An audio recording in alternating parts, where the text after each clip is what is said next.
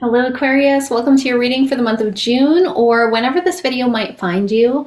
I don't believe in coincidences, so if you're seeing this video outside of June, that's perfectly fine. You were meant to hear this message exactly when you receive it.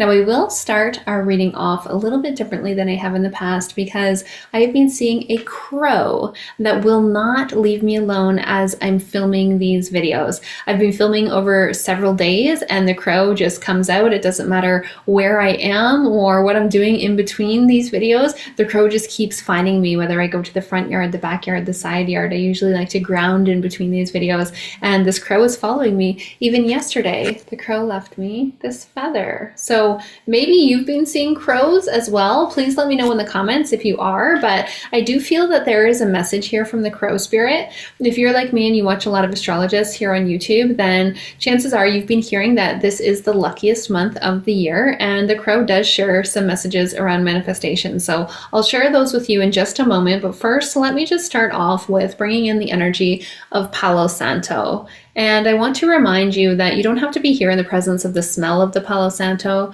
although you might smell it if you are in touch with your clairsalience. You don't have to be in the presence of the smudge or the smoke because it is another one of those things that actually raises our energy, but it is the spirit of the Palo Santo tree itself. So thank you, Sacred Palo Santo, for raising our energy before we jump into this message from the crow. Now, if you're new here, I'm Jenny. I'm a shamanic healer. I am a women's coach. And in addition to hosting retreats and working with clients one-to-one and in my 16-week program and annual mastermind program, I also do these videos here on YouTube at least once a month. Here on my channel, you'll also find some health and fitness related content and some guided meditations. Now, if you've not seen a crow yet, well, here, let me show you this crow.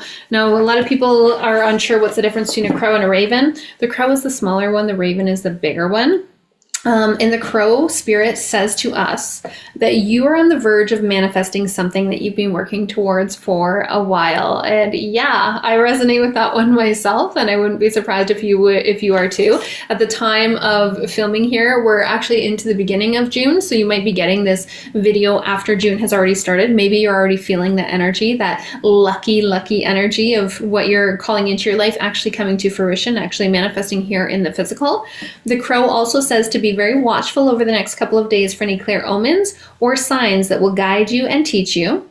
The crow says to expect a big change very soon. I am a life path number 5, so I'm all about change. I'm here for it, crow. Thank you, thank you.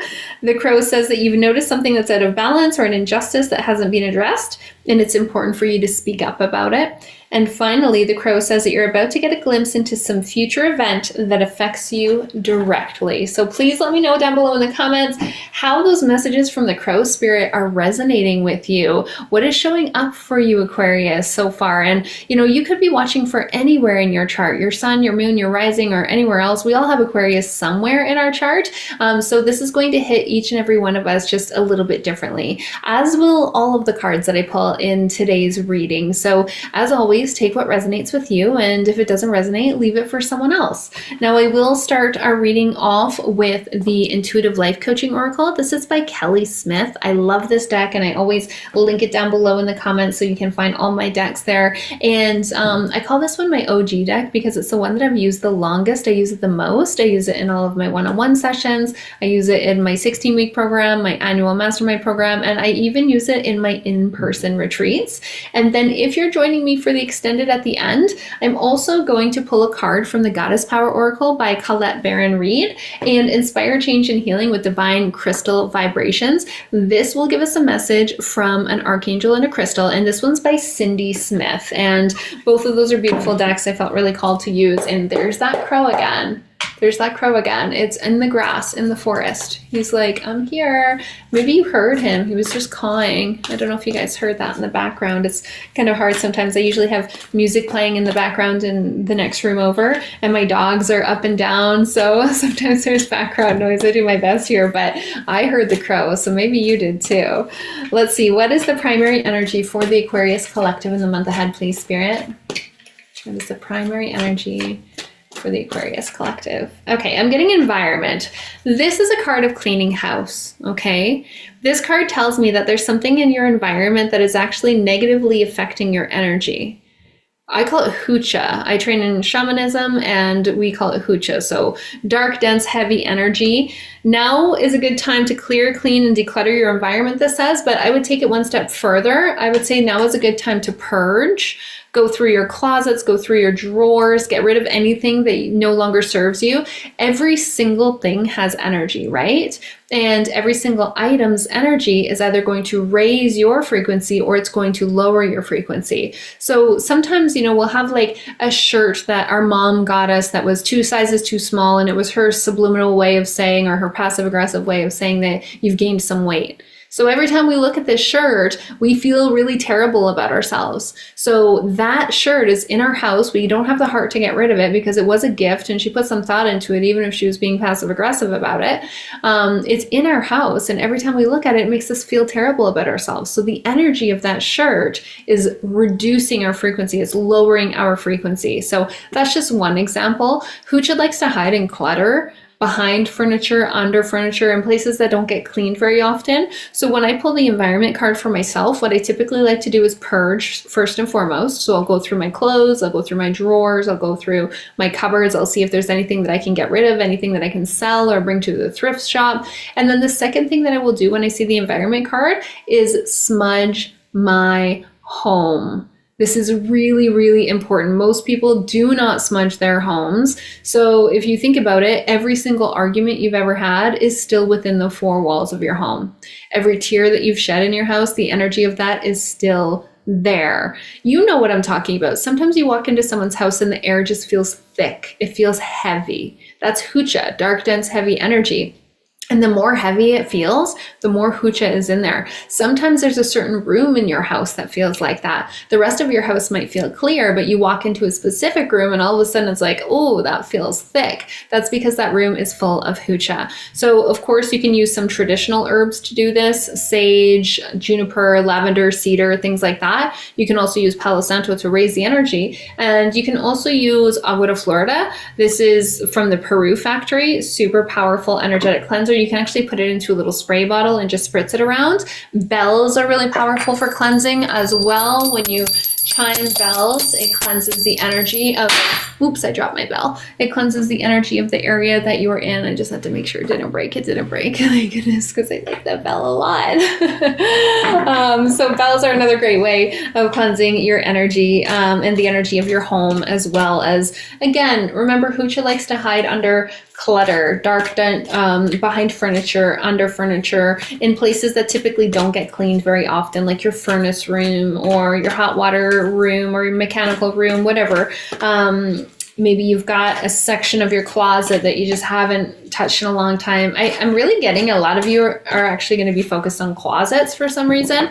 I'm seeing, like, packing away your winter stuff if you're in the northern hemisphere, or packing away your summer stuff if you're in the southern hemisphere, and emptying the closet and purging your clothes. I feel like that's going to be really, really, and I'm going to do the same thing. Actually, I'm definitely in the same boat. The entire month of June I'm going to be purging, so I am right there with you. It's not an easy task, but it energetically makes us feel so much better. So I think that's going to be really helpful for all of you, Aquarius. And let's just see, what is the challenge going to be for the Aquarius collective in the month ahead, please?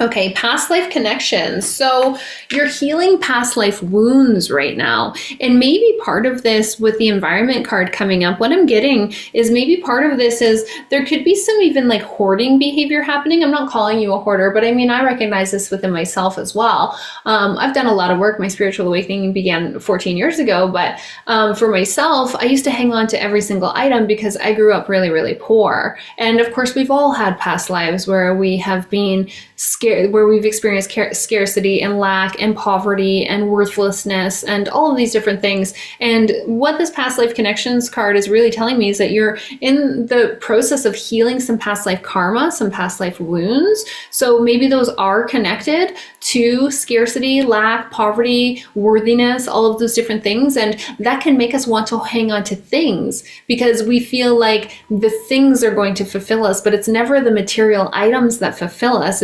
That's an inside job, right? And I know that sometimes some of these things are really cliche, but I mean, that's why people say them so often, because there's so much truth to them, right? Like, it's an inside job.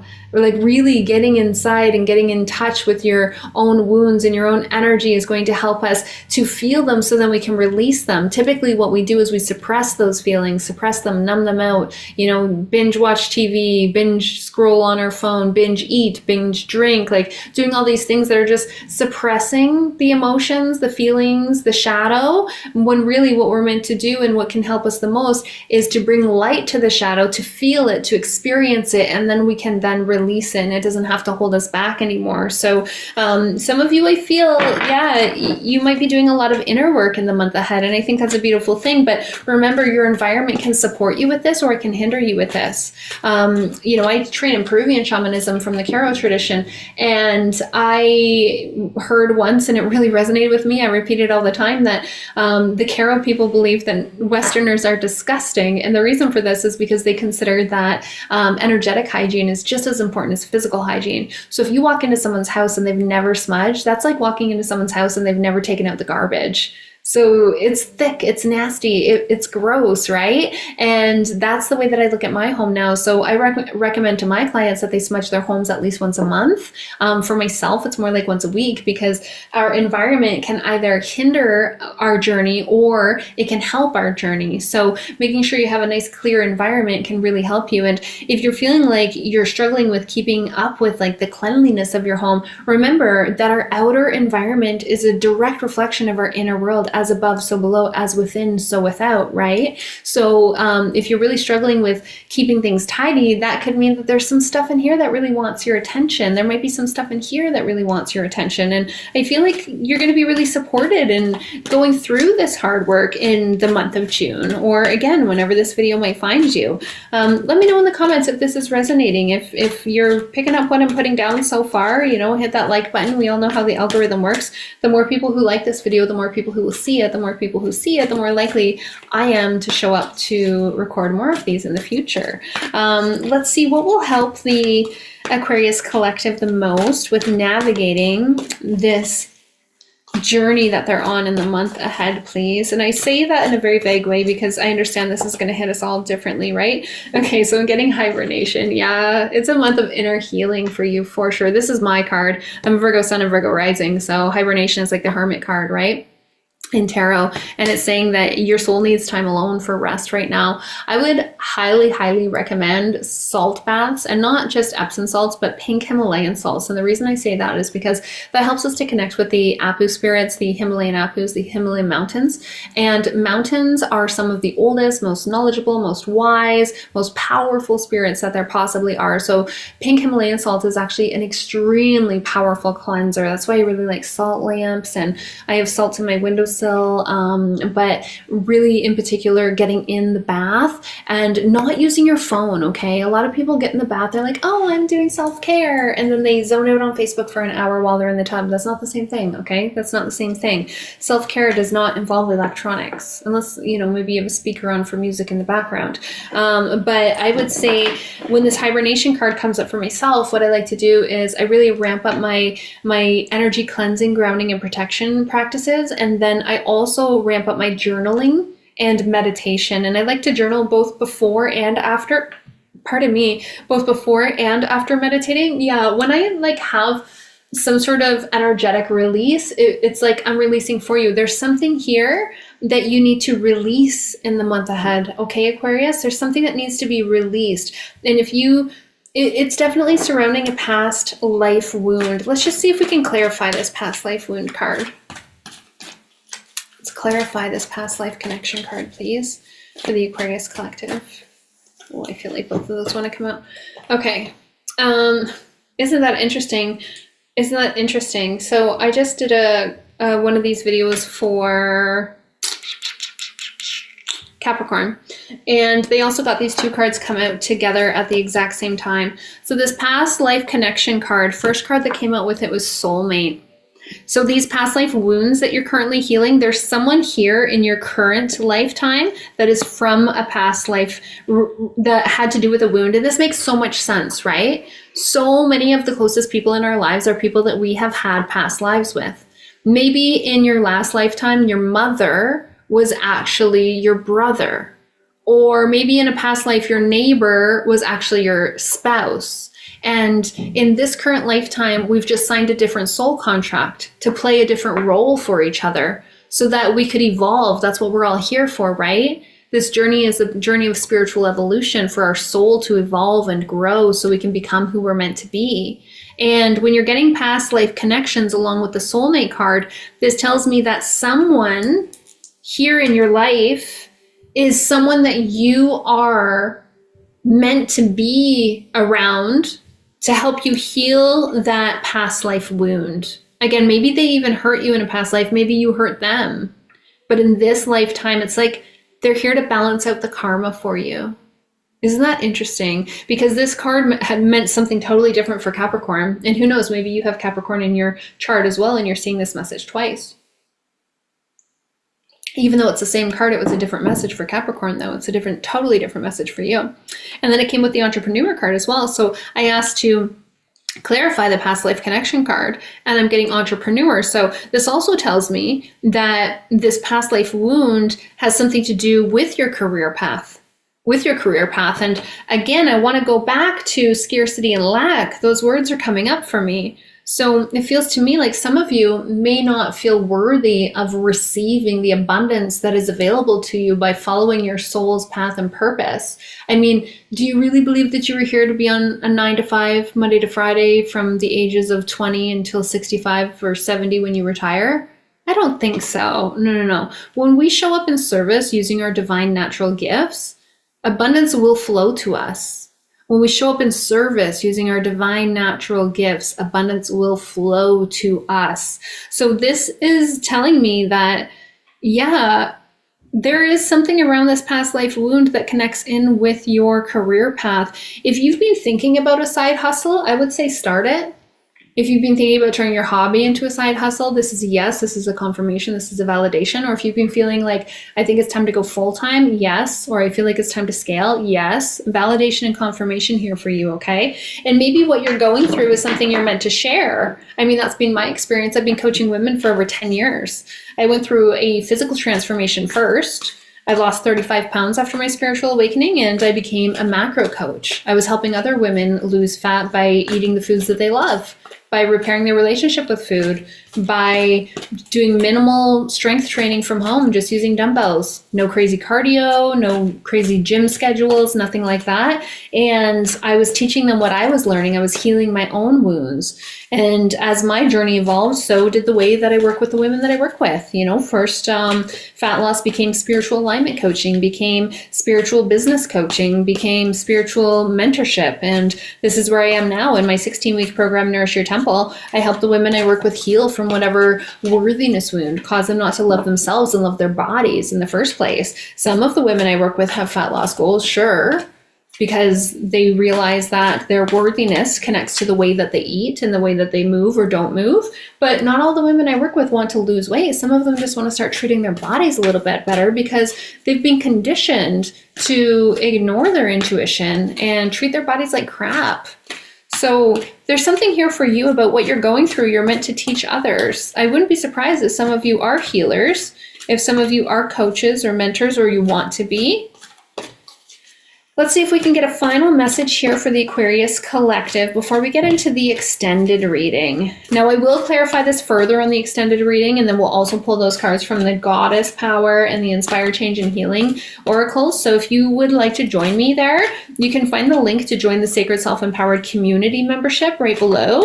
And in that community membership, you'll have access to the extended reading, but you'll also have access to our bi-monthly Zoom meetings. We meet twice a month, every month at minimum, sometimes more. There's a bunch of other benefits to being in the Sacred Self-Empowered Community membership, but those are my favorite ones, being on Zoom twice a month with you guys. So if you're here from the Sacred Self-Empowered Community membership, hello, thank you for being here, and I will see you on the extended. But let's just first get one final energy for the Aquarius Collective for the month ahead, please.